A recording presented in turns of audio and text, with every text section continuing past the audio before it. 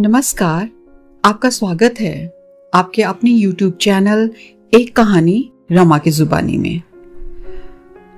आज मैं आपके लिए एक बलूची कहानी लेकर आई हूं। कहानी का नाम है बारिश की दुआ। बारिश की दुआ आरिफ जिया की बलूची कहानी है। यह एक मासूम बच्ची की मासूम कहानी है जिसके सच्चे दिल से की हुई बारिश ना पड़ने की दुआ कबूल हो जाती है। कहानियां चाहे किसी भी मुल्क की हों, किसी भी प्रांत की हों, जब तक वे आम जिंदगी से जुड़ी रहेंगी, लोगों के जज्बात, उनकी परेशानियां, उनकी महरूमियां और मजबूरियां, उनकी मोहब्बत और उनकी नफरतों को बयान करती रहेंगी। कहानियां इंसान की बनाई हुई सरहदों से परे हैं। इनकी मिट्टी की महक मुख्तलिफ हो सकती है, मगर इनकी रूह की सरसरी एक सी है। तो आइए सुनते हैं कहानी बारिश की दुआ। वह शायद कबूलियत का लम्हा था। बादलों ने उसकी आवाज सुन ली थी। बेकसी और बेबसी की फटी पुरानी चादर ओढ़े वह मासूम रूह उस फिजा के दायरे में शायद अपनी आवाज की गूंज सुनना चाहती थी। उसकी धीमी और मध्यम आवाज करीबी फासलों तक को नापने में काबिल तो न थी, फिर भी वह उसके इंतजार में खड़ी थी। गगनचुंबी इमारतों के इस मीलों फैले शहर में किसी खुले मैदान का तस्वर भी नहीं किया जा सकता था। शहर को देखकर ऐसा महसूस होता था जैसे जमीन सिकुड़ गई हो। मैदानों की महदूदगी की बुनियाद पर मोहल्ले बच्चे प्रातः चौराहों पर या अपने घरों के सामने उन तंग गलियों में जहां सूरज की रोशनी का गुजर भी नहीं होता, क्रिकेट और हॉकी खेलने पर मजबूर थे। हाँ, शहर में जगह जगह ऐसे खाली प्लॉट जरूर मौजूद थे जिनके दौलतमंद मालिक उन प्लॉटों पर या तो शॉपिंग प्लाजा बनवाने के मंसूबे बना रहे थे या फिर उनकी कीमत बढ़ने का इंतजार कर रहे थे ताकि इन प्लॉटों की दुगनी तिगुनी कीमत पर बेचकर अच्छा खासा मुनाफा कमा सकें। ऐसे प्लॉटों पर अक्सर लोग जिनके पास साजो सामान न था झोंपड़ी बनाकर रहने लगे और वे रोजाना सोने से पहले यह दुआ जरूर करते थे कि अगली सुबह प्लॉट पर किसी इमारत की तामीर शुरू ना हो जाए। जाहिर है ऐसी सूरत में उन्हें प्लॉट बदर होना पड़ता। नन्ही जुबेदा, जिसके बेवा मां उसे जेबू कहकर पुकारती थी, इस किस्म के एक प्लॉट में 7 वाली 6 मंजिला इमारत के साए तले एक झुग्गी में रहती थी। यह प्लॉट एक रिटायर्ड कस्टम ऑफिसर की जायदाद थी जो शायद प्लॉट की कीमत में इजाफे का इंतजार कर रहा था। जेबू की उम्र उस वक्त 66 वर्ष की रही होगी। उसका बाप उसकी पैदाइश के 1 साल बाद चल बसा था। बाप की मौत के बाद जैसे ही आमदनी का सिलसिला बंद हुआ तो मालिक मकान ने माहवार किराया हासिल ना कर पाने की फिक्र में जेबू की मां को मकान बदर कर दिया। वह बेचारी मासूम जेबू को सीने से लगाए कुछ अरसे तक दूर के रिश्तेदारों को यहां दिन गुजारती रही, लेकिन किसी रिश्तेदार ने उस हफ्ते या 2 हफ्ते से ज्यादा अपने घर में रखना गवारा ना किया।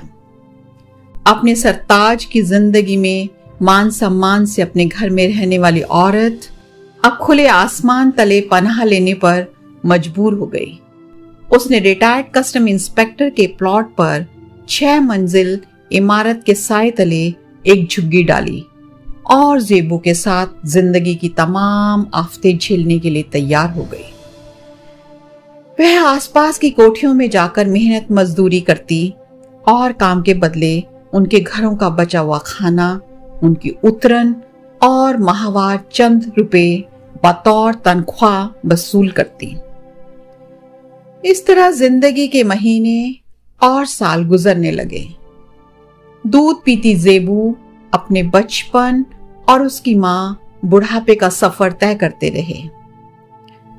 उस दौरान मालिक ने मां बेटे को प्लॉट बदर करने की सोची, लेकिन शायद उसे इस उम्र का यकीन हो गया था कि कमजोर सी औरत उसके प्लॉट पर कब्जा करने की तौफीक नहीं रखती, और उसने प्लॉट की चौकीदारी के लिए झोपड़ी को प्लॉट पर बरकरार रहने दिया। यह शुक्रवार का दिन था। आसमान पर सुबह से गहरे बादल छाए हुए थे, लेकिन उन बादलों से बारिश की एक बूंद भी नहीं बरसी थी। ऐसा गुजरे चंद महीनों से हो रहा था। गहरे बादल आसमान पर छा जाते, लेकिन बात मामूली बूंदा बूंदी तक महदूद रह जाती, जबकि जरूरत लगातार और मूसलाधार बारिश की थी। सूखा लोगों के लिए एक चर्चा का विषय बन चुका था। आज जेबू की मां को बुखार था, इसलिए वे काम पर न जाकर अपनी कुटिया में पड़ी रही। जेबू झुग्गी के सामने खेल रही थी। जुम्मे की नमाज के कुछ ही देर बाद लोगों का एक जुलूस प्लॉट में दाखिल हुआ। जुलूस में शिरकत करने वालों की तादाद बहुत बड़ी थी, जिसमें हर सेक्टर के योग्य विद्वान शामिल थे। नन्ही जेबू ने लोगों के इस हुजूम को देखकर खेल बंद कर दिया था और झुग्गी में लेटी मां के पास आ गई। अम्मी, हमारे घर में बहुत से लोग आए हैं, उसने मासूमियत से कहा। हाँ बेटी, यह लोग नमाज पढ़ने आए हैं, मां ने जवाब दिया। लेकिन जेबू नमाज की रवायत के बारे में कुछ नहीं जानती थी। उसके सवाल के जवाब में मां ने बताया कि ये लोग जब नमाज पढ़कर अल्लाह मियां से दुआ करेंगे तो बहुत जोर की बारिश होगी, जिससे जमीन हरी भरी होकर अच्छी और ज्यादा फसल देगी। मुमकिन था जेबू कोई और सवाल करती, पर मां ने उसे बाहर जाकर झुग्गी के सामने खेलने को कहा। वह झुग्गी से बाहर जमीन पर बैठ गई। जब ये लोग नमाज पढ़कर दुआ करेंगे तो बहुत जोर की बारिश होगी। मां के कहे हुए शब्द उसके नन्हे जहन में गूंजने लगे, और फिर पिछले बरस का वह दिन याद आ गया, जब बहुत जोर की बारिश हुई थी और प्लॉट का तमाम पानी उनकी झुग्गी में भर गया था। दोनों माँ बेटी प्लॉट में जमा होने वाले और झुग्गी की सड़ी गली पुरानी छत से टपकते पानी में घंटों भीगती रही थी। उसकी मासूम जहन पर एक खौफ सा छा गया था। उसने खौफजदा निगाहों से लोगों को देखा। मौलवी साहब हाथ बुलंद करके अल्लाह मियां से जोरदार बारिश की दुआ कर रहे थे और लोग आमीन आमीन कर रहे थे। नन्ही जेबू को न जाने क्या सूझी। उसने भी अपने नन्हे नन्हे हाथ फिजा में दुआ मांगने के अंदाज में बुलंद कर दिए और दुआ की, अल्लाह मियां बारिश मत करना, मैं और मेरी मां बारिश में भीग जाएंगे। आप जानते हैं कि अम्मी बहुत बीमार हैं, उनको सेहत दे दो। हम यहां से किसी महफूज जगह चले जाएंगे और फिर सबके साथ बारिश की दुआ मांगेंगे। अल्लाह मियां अभी बारिश मत करना। कबूलियत का लम्हा जैसे मासूम जेबू की खुली हुई हथेलियों में सिमट आया था। वह खाली खाली आंखों से शून्य में तकती रही और फिर झुग्गी की तरफ चल पड़ी। जब नमाज पढ़ने वाले और पैरवी करने वाले दुआ कर चुके तो आहिस्ता से मौसम बदलने लगा। गहरे स्याह बादलों में दरार पड़ गई। कुछ देर में आसमान बादलों से पूरी तरह साफ हो चुका था और सूरज पूरे आबोताब के साथ अपनी चमक दिखा रहा था। तो ये थी कहानी। उम्मीद है आपको पसंद आई होगी। अगर पसंद आई हो तो कमेंट सेक्शन में कमेंट करके जरूर बताएं और कहानी को लाइक और शेयर करना भी ना भूलें।